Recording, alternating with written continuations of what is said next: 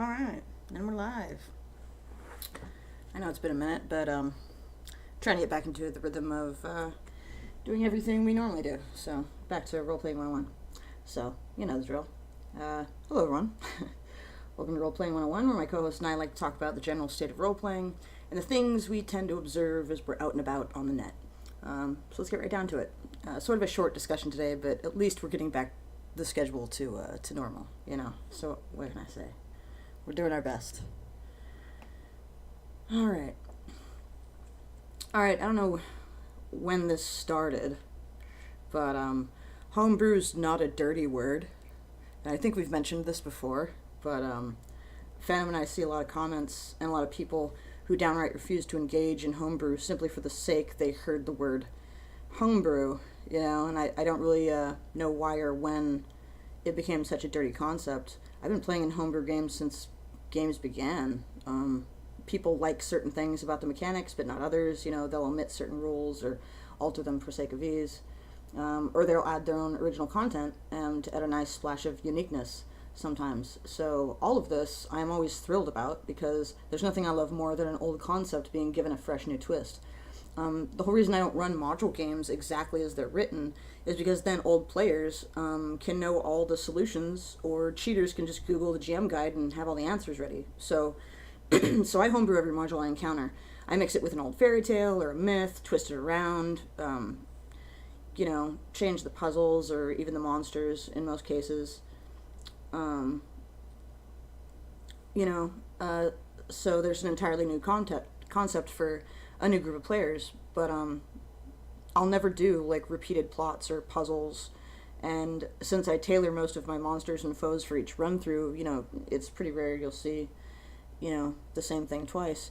Even my own old players will not know how a new run-through of a one-shot or module will go with me, and I suppose that's half the reason they enjoy me as a GM so much, because I'm never going to run something the same way twice, even if it's homebrew, because I want it to be a little different. I want it to be challenging. I want old players to be able to play it again, and it still be new and interesting, you know? I don't know, that's just how I prefer to run things. Let's see what else. What else are we got to talk about today? Oh yeah, voice chat isn't for everyone. Some people do better with text games, even when they're live. I only run text games, even for my weekly games with dice. We use Discord text, no voice. I prefer this because then I have an actual log of each session. Any one of us can go and search for important details or pin something. Less opportunities for mistakes, less chance for players to be confused or forget something. I think it works great, and my players have absolutely no issues with it. Why people are so adamant about voice chatting for games, I'll never know. Without the ability to be around a table and look the person in the eye, which which they know could mean their physical harm, you know, you lack a certain degree of control of your players. I'm a no-nonsense GM when it comes to social conduct in a group. I don't tolerate hate, insults, or drama. I don't have time for these things. Other people shouldn't either. When a player proves to be whiny or downright confrontational, I immediately let them know, and in no uncertain terms, that they are free to leave my game at any time if they don't like the way I do things, and that they can certainly dislike it, but that doesn't give them any right to act like a petulant child. If they can act like an adult, they can stay. When around a table, people can see the seriousness in my eyes. They can sense my ability to harm them should they choose to turn it into an actual altercation. When in voice chat, people can neither see nor, in most cases, just don't care what others have to say, because they know no one can actually harm them for their blatant hate and prejudice. So these people often talk over others, are loud and just downright obnoxious. Around a real table, I love dealing with these people because I can intimidate them quickly into straightening up and acting right. In voice chat, all you can do is kick and block them. So by me keeping my games to text, I tend to avoid most, if not all, of these obnoxious individuals, and honestly, I consider that a blessing. I wouldn't have it any other way. I don't like discourteous players who talk over other players, and there's a lot of people that do it, and we see a lot of complaints, and we see a lot of horror stories. So it's like, why would you even want to tolerate that? You know, and just by keeping my games to text, it's just something I don't really have to worry about.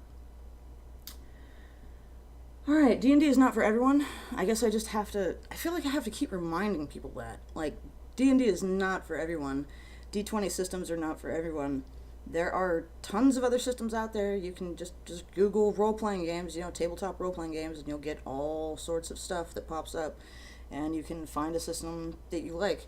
I mean, heck, me and Phantom are playing in a game that's called Cyborg, I do believe. And so it's a new system to both of us, but, it's interesting and new, and it's not D&D, so that's always fun for us, because we've had enough of D&D, I think. It's been enough. Pathfinder is a little more up our alley. But yeah, just keep in mind there are other games out there.